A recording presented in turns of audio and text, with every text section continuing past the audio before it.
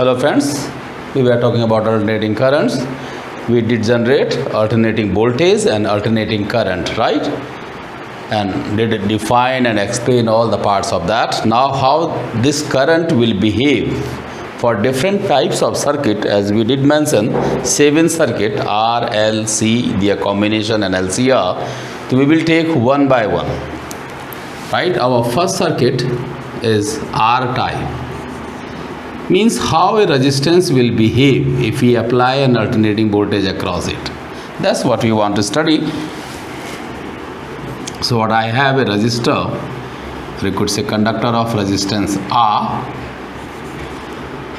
through which we are applying an alternating voltage. This is the symbol of AC mains, we call it, right?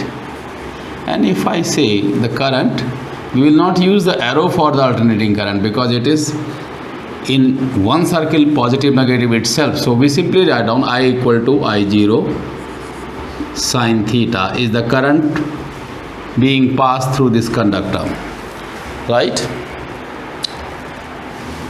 So as a conductor obeys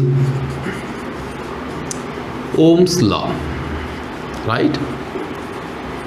According to which what we have, a potential difference is created across it.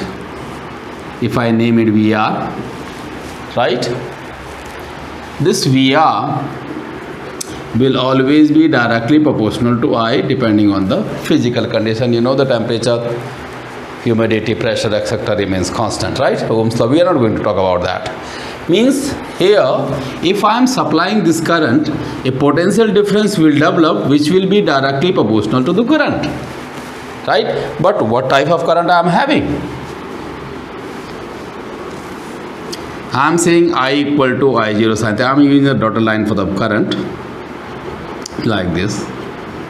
This is the symbol of current graph I equal to I0 sin theta. So what is happening? V is directly proportional to I, means whatever changes will be in the I, same type of changes will be here.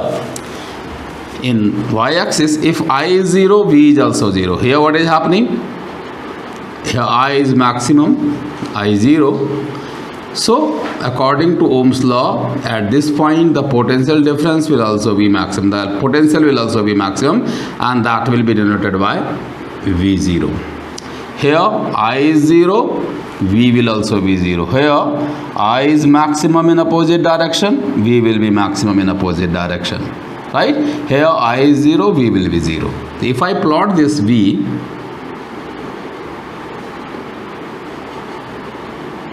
it will be exactly a replica of that, but a bit on larger size, right? What does it mean? We say that for R type, V and I are in the same phase. So whatever changes are there in the current, the same changes will be in the voltage also, right? And graph will be like this.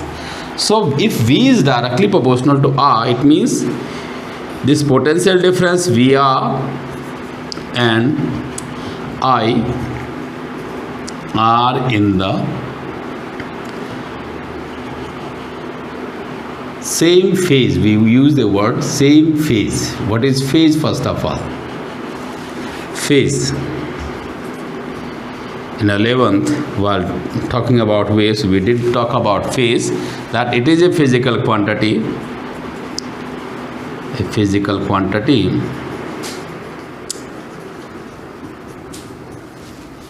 which represents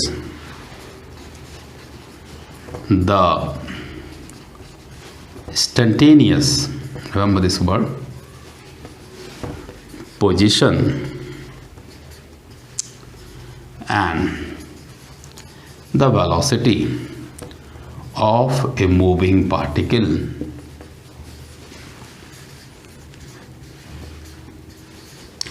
Means at any time instant, a physical quantity which represents its location, its position, its velocity, its direction, that is known as phase. So if both are in the same phase, then what should be the equation for the voltage?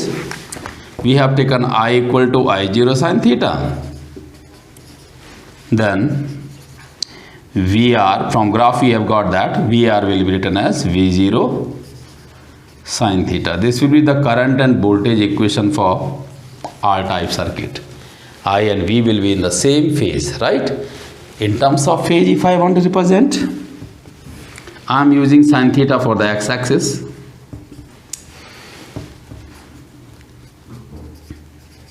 So what is happening? If I equal to I0 sin theta is in the x-axis, I0 sin theta, this voltage is also in the same axis, V equal to V0 sin theta. This theta equal to omega t will give you 2 pi t by t into t, like this. So it gives you the phase, right? The time period, the time instant and time period, will get the frequency, will get the angular velocity, will get the velocity, and all these factors. This represent the phase. So what will be the phase difference? Both are in the same axis. So phase difference for R-type circuit, remember this value, this is very important, is 0. They are in the same phase, right? And they will use a word power factor. Later on we will define it. Power factor, try to get it. It is simply cos del. So cos del is cos 0. So for R-type circuit, power factor is 1, right? So this is the information one must have regarding R-type circuit. What will be the current, what will be the voltage, what will be its phase difference, and the power factor, right? So this is the simplest one. So what we got for R-type circuit, I is, if I am supplying I equal to I0 sin theta, it will produce a potential difference VR equal to V0 sin theta. Simple, right? Second circuit we will take L type. L means an inductor. If an inductor is applied in an AC circuit, what will happen? That's what you want to study, right?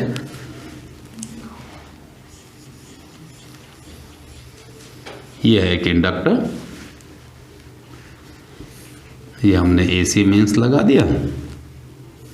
याद रखिए AC mains का symbol इस तरह से ही बनेगा। AC mains, इसमें plus minus कुछ नहीं आएगा। करंट हम सप्लाई कर रहे हैं I equal to I0 sin theta, which is periodic. We want to study that what will be the potential difference across this conductor, right? So what is happening?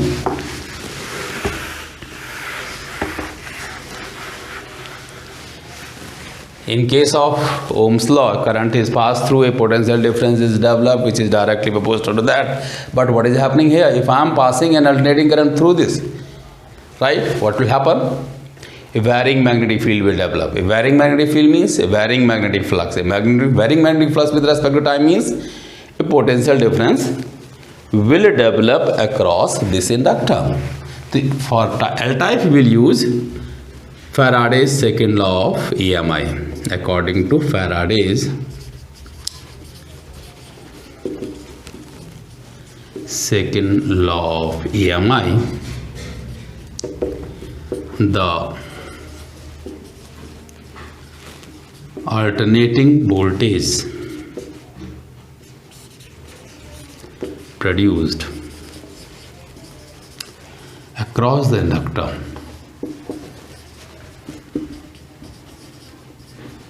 ठीक है sir, आपको याद हो न हो तो फिर ध्यान दीजिए, E डायरेक्टली प्रोपोर्शनल टू क्या था, di/dt, राइट, सेल्फ इंडक्शन में दिखाया था।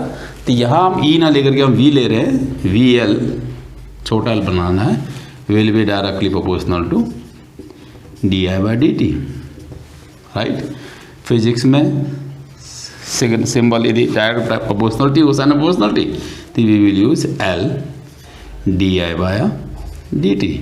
आप यहाँ कह सकते हो सर नेगेटिव कहाँ गया, मैं लगा सकता हूँ लेकिन मैं इसको सिंपल मैग्नीट्यूड की टर्म में ले रहा हूँ, तो नेगेटिव हम इग्नोर कर रहे हैं।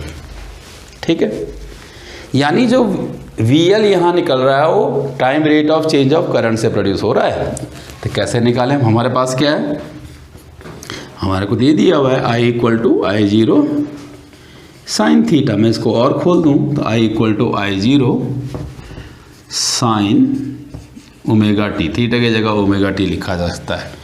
तो देखो VL कितना आ जाएगा, मैग में ले लेते हैं, चलो L d/dt ऑफ I कितना है I0 sign omega T.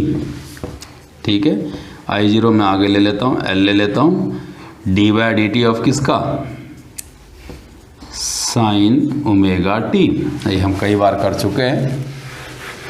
d/dt of sine omega T क्या आएगा, कॉस ओमेगा टी, राइट। तो VL आया आपके पास I0 L omega cos omega T, कुछ इस तरह का वोल्टेज आएगा। मैं इसको थोड़ा सा और प्यूरीफाई करूं, I0 omega L cos omega T, ये आ जाएगा मेरे पास इंड्यूस्ड EMF प्रोड्यूस, या मैं कहूँ voltage produce across the inductor when an alternating current is pass through it. अब इसको थोड़ा सा हम इम्प्रोवाइज करें, क्या मैं इसको इस फॉर्म में लिखूं, I0 ओमेगा L, इसको मैं ऐसे लिख दूं तो साइन ओमेगा टी प्लस π/2 होगा, खुद में कॉस होगा मैथमेटिक्स में। ठीक है, अब ये आया मेरे पास वोल्टेज। ठीक है, अभी क्या है, as it is of the form of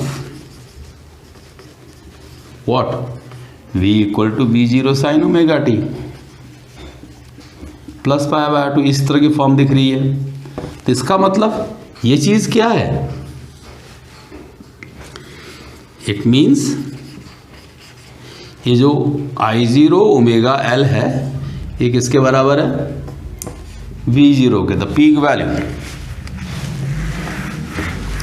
value of the voltage. ठीक है सर, अब यहाँ से क्या मिल गया, देखो तो V0/I0 मिल गया एक, ये इक्वल टू क्या आ रहा है, ओमेगा L आ रहा है। अब ये V0/I0 क्या दे रहा है आपको, V/I क्या देगा, रेजिस्टेंस। तो मैं कह सकता हूँ इसको has got the dimension of resistance, right?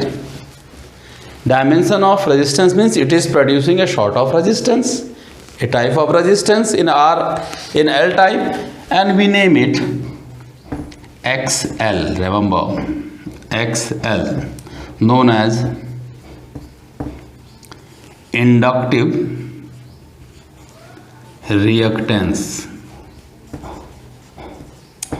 of A coil. यानी यहाँ भी मुझे एक रेजिस्टेंस प्रोड्यूस हो गया, मेरे पास एक रेजिस्टेंस मिल गया, XL = V0/I0 = omega L। As it has got the dimension of resistance, its unit will be, आंख बंद करके क्या होगा, ओम। कोई ये पूछे कि XL है क्या, तो simply the resistance provided by coil when an alternating current is applied across it. ठीक सर, तो ये एक रेजिस्टेंस मिल गया। अभी आगे बढ़ते हैं,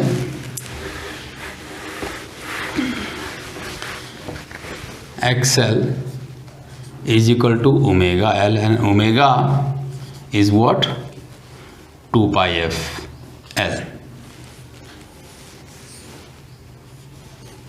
ये आ गया इतना ओम, इसका नाम है। फिर से बार बार लिखते रहो, अपना आप तैयार हाथ में आ जाएगा। Inductive reactance of the coil.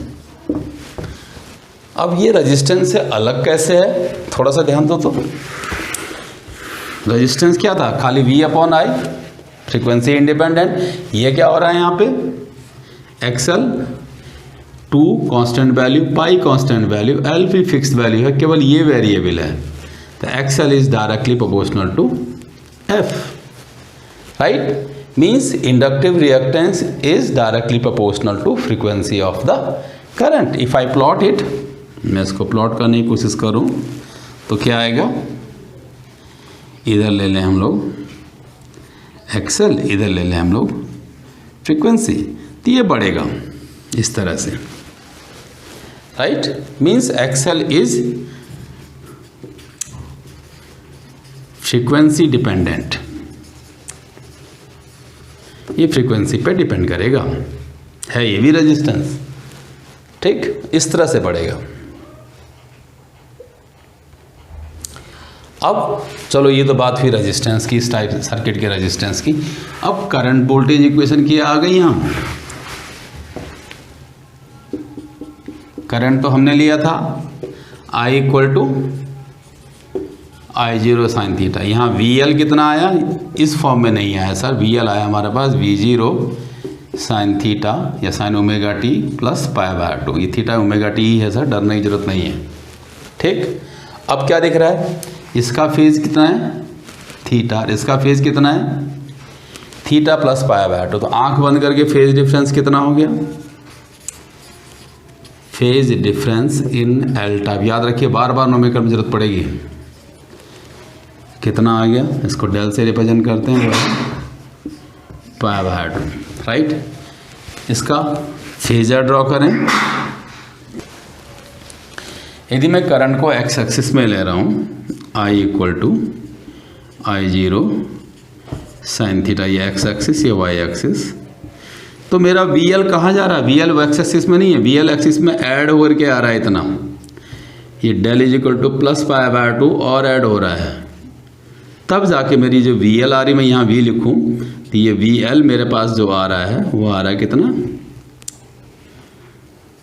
V0 तो है ही साइन थीटा प्लस π/2। यानी in L type circuit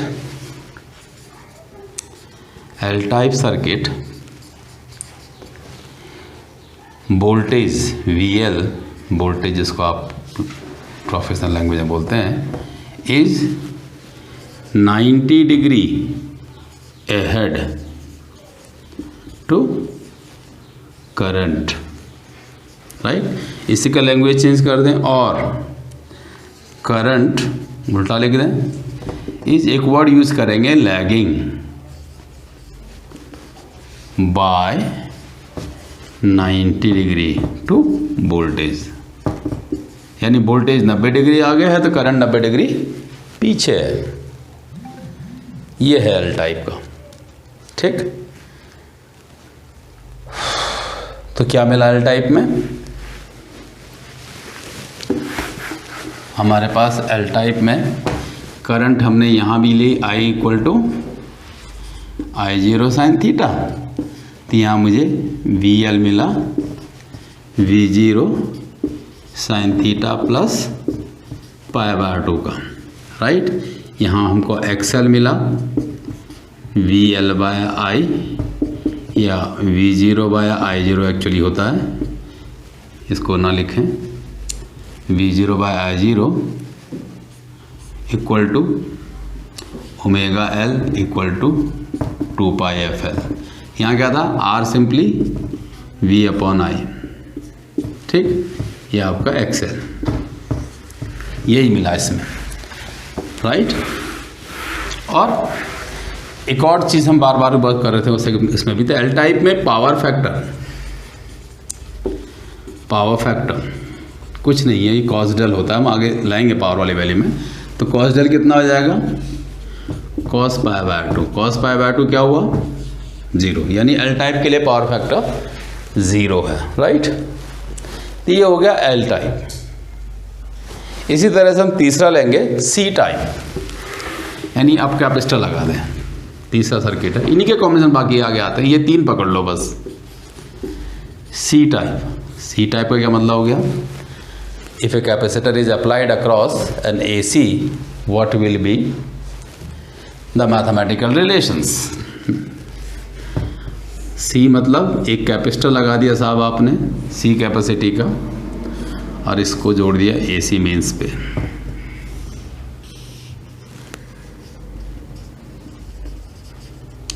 right, ये कैपेसिटर है, इसके अक्रॉस एक पोटेंशियल डिफरेंस डेवलप हो जाएगा VC। राइट, अब कैपेसिटर में क्या होगा? DC को तो AC जाने, कैपेसिटर जाने नहीं देता, AC को अलाउ करता। हम आगे लेंगे क्यों और कैसे, अभी दिखाते हैं आपको। अब सपोज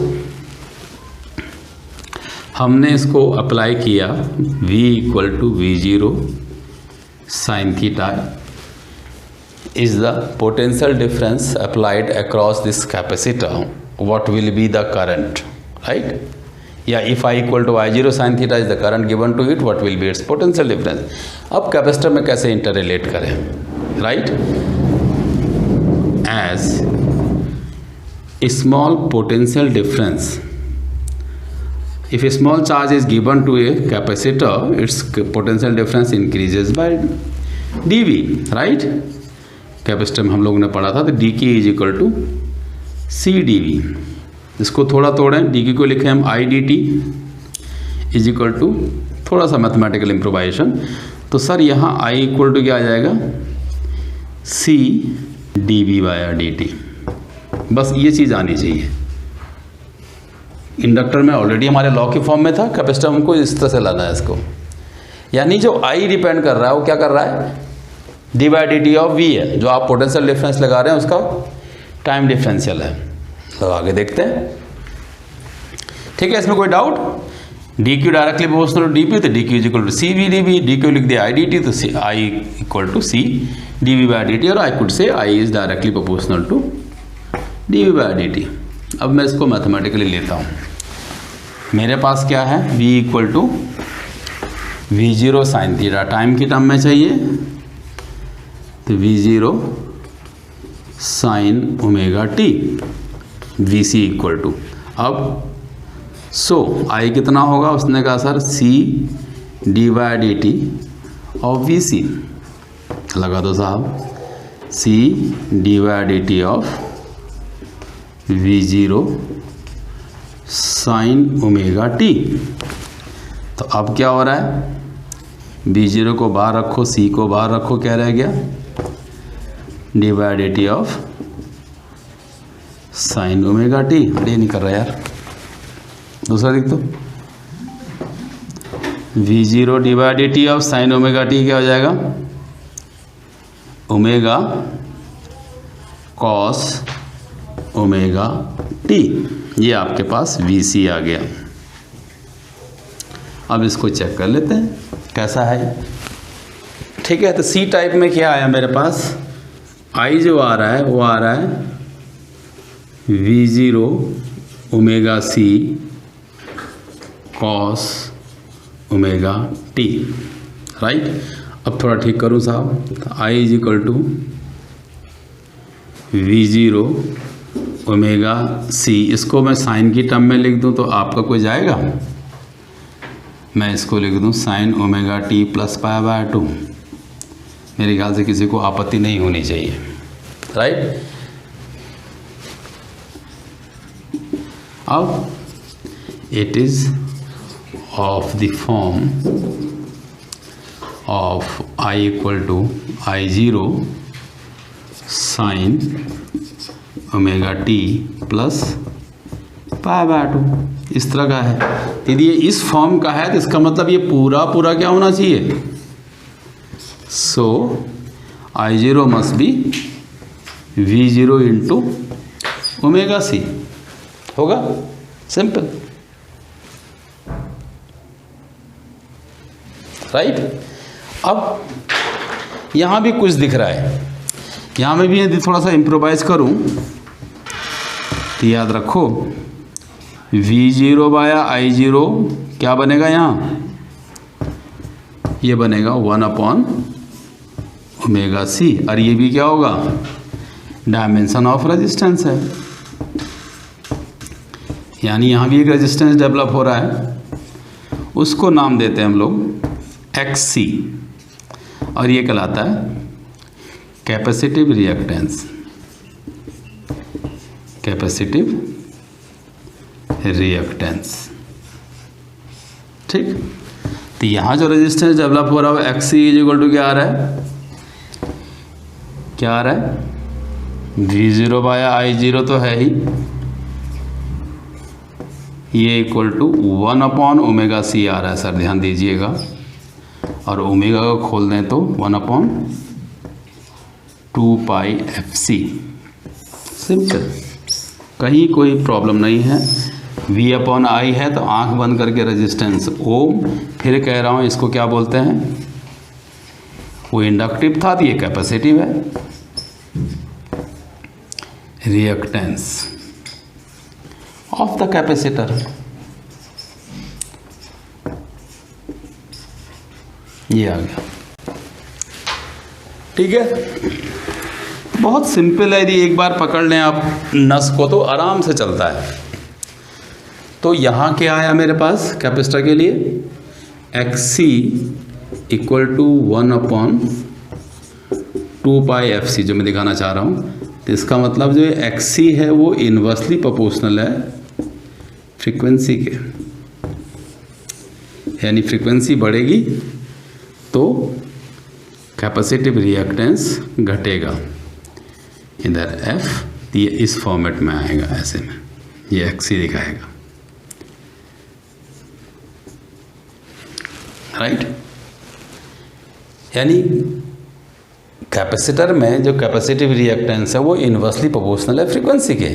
अब मैं तीनों को एक साथ दिखाऊं तो अक्सर पूछ लेता है कि difference between resistance and reactance, draw a graph. इधर मैं ले लूं एफ, इधर ले लूं मैं आर, एक्सएल और एक्सी, इनमें से कोई भी और करके। तो आर का तो फ्रीक्वेंसी डिपेंडेंट है ही नहीं, तो R will be fixed constant, nothing to vary. XL बढ़ेगा, एक्सी घटेगा, ये दिखाएगा एक्सएल को और ये दिखाएगा एक्सी। ठीक है, तो अक्सर बोर्ड में पूछ लेता है ग्राफ और पूछता है what is the difference between resistance and reactance. तो resistance is independent of frequency and reactance are frequency based. Inductive reactance directly proportional, capacitive reactance inversely proportional. ठीक है सर, बहुत कॉमन क्वेश्चन है, अक्सर पूछ लेता है ग्राफ। अब सवाल उठता है कि वोल्टेज करंट क्या क्या हुई इसमें, ये तो हो गया जो था, ये तो बहुत आसान चीज़ है। अब क्योंकि हम तीसरा लिए थे सी टाइप, तो सी टाइप में मेरे पास क्या आया, हमने करंट नहीं दी थी, हमने वोल्टेज दी थी, आपको याद हो V0 साइन थीटा। तो करंट क्या आ जा रही थी, I0 sine theta plus pi by 2 आ रहा था। अब जो मैं चाहता हूँ, मैं सारे सिस्टम को करंट को एक्स एक्सिस में ही रखना चाह रहा हूँ, I equal to I0 sine theta की टर्म में। यहाँ देखो तो फेज डिफरेंस कितना हो गया डेल, आंख बंद करके अब आप बता सकते हैं सर पाई बाय 2, राइट। मैं इसको यदि प्लॉट करने की कोशिश करूँ तो ये कुछ ऐसे हो जाएगा, ठीक। V0 इधर आ जाएगा, V equal to V0 sine theta, तो इधर आ जाएगा I equal to I0 sine theta plus pi by 2। ये फेजर कहलाएगा इसका, इस तरह से इससे 90 डिग्री आगे। मैं थोड़ा सा चेंज चाह रहा हूँ, मैं चाह रहा हूँ नहीं, मैंने जब सारे सर्किट में करंट ली है I equal to I0 sine theta, तो VC कितना हो जाएगा, इसको मैं ऐसे भी तो लिख सकता हूँ माइनस पाई बाय 2, ठीक। करंट वोल्टेज से 90 डिग्री आगे है तो ये है, हम कह रहे हैं नहीं जी वोल्टेज करंट से 90 डिग्री पीछे है, बात तो वही है। हम इसको फॉलो करेंगे, इस इक्वेशन को फॉलो करेंगे ताकि आसानी पड़ जाए। तो इसका फेजर क्या बनेगा, ये लो साहब, एक्स एक्सिस में हमने सबको करंट दी है, I equal to I0 sine theta, तो ये 90 डिग्री पीछे है VC ऐसे, तो यहाँ आएगा VC equal to V0 sine theta minus π/2, ये आ जाएगा फेजर इसका, राइट। कोई डरने की ज़रूरत नहीं है। फेज डिफरेंस डेल से डिनोट कर रहे हो, आंख बंद करके, क्या है इसमें π/2। एक वर्ड यूज़ करेंगे पावर फैक्टर, आगे आएगा पावर फैक्टर। हमने कहा था कॉस डेल होता है, तो ये भी कॉस π/2 हो जाएगा, और कॉस π/2 क्या हो गया 0, राइट, सिंपल। ठीक है, अब ये तो हुआ सी टाइप।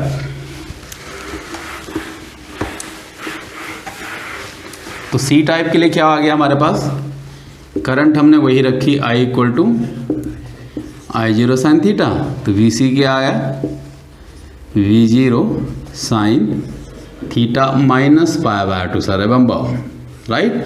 और यहाँ जो रेजिस्टेंस डेवलप हुआ उसको नाम दिया XC, वो आया V0/I0 ही होगा ये कैसा 1/ωc था, या 1/2πfc। ये सी टाइप सर्किट का हो गया, राइट। इसमें अक्सर पूछता है capacitor does not allow, capacitor does not allow DC to pass through it. बहुत कॉमन क्वेश्चन है, बहुत बार पूछा जाता है, राइट। सवाल उठता है वाई, क्यों। अब एक कैपेसिटर में XC कितना था आपको याद है, अब निकाल लिया हमने 1/ωc, तो 1/2πfc हो जाएगा रेजिस्टेंस एक कैपेसिटर का, एज करके। फॉर DC डायरेक्ट करंट साहब F कितना हो जाएगा 0, F 0 होगा तो XC क्या हो जाएगा 1/0, 1/0 मीन्स इनफाइनाइट, यानी हम DC अप्लाई कर रहे हैं तो एक कैपेसिटर का रेजिस्टेंस इनफाइनाइट हो जाएगा, right. It means for a capacitor if DC is applied, its resistance will become infinite, अनंत हो जाएगा साहब, अनंत हो जाएगा तो उसको बहने नहीं देगा वो। इसलिए जब भी आपने DC के सर्किट में देखा होगा कैपेसिटर लगाया रहता है तो उसको लिख देते हैं आउट ऑफ सर्किट, यानी उस आर्म में करंट बहती ही नहीं है, तो इस वजह से नहीं बहती है, राइट।